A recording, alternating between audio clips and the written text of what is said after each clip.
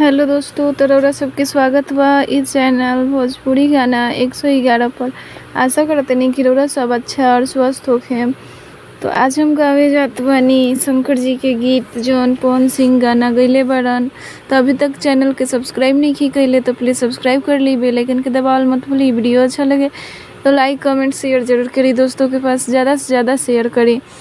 तो ई गाना हटे कौनो धाम न बाबा काशी जैसन। तो कैसन लगी कमेंट में ज़रूर बताएं हम लोग। चलिए हम स्टार्ट करते नहीं गाना।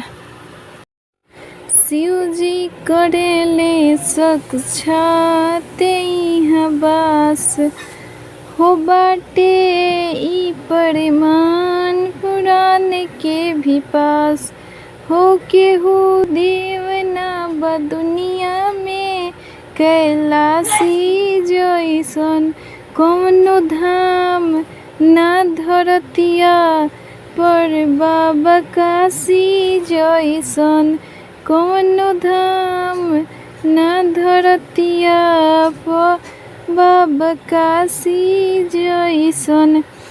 यहाँ स्वर्ण से सजल विश्वनाथ जी के मंदिर सुहावन हो बाबा 88 गो घाट बहे गंगा जी के धार जहाँ पावन हो।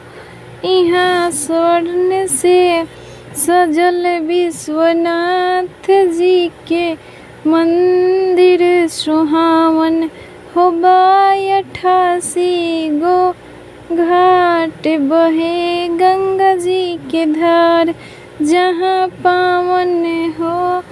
यहाँ चीज कौनो मिली ना उदासी जैसन कौनो धाम ना धरतिया पर बाबा काशी जैसन कौनो धाम ना धरतिया पर बाबा काशी जैसन। यहाँ कालो के काल काल भैरो के कोतवाल चलेला पूजेला सूर्यधाम मन करनी कमर के जे चलेला। यहाँ कालो के काल भैरो के कोतवाल चलेला पूजेला सूर्यधाम मन करनी कमर के जे चलेला।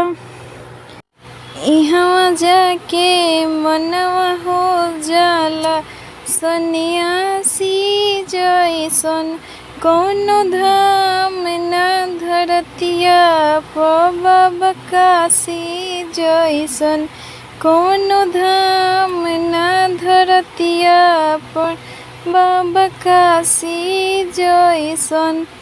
तो ई रहल हो सॉन्ग दोस्तों गाना कौनो धाम ना बाबा काशी जैसन। तो रहल सबके कैसन लागल है कमेंट में बताएं हम लोग।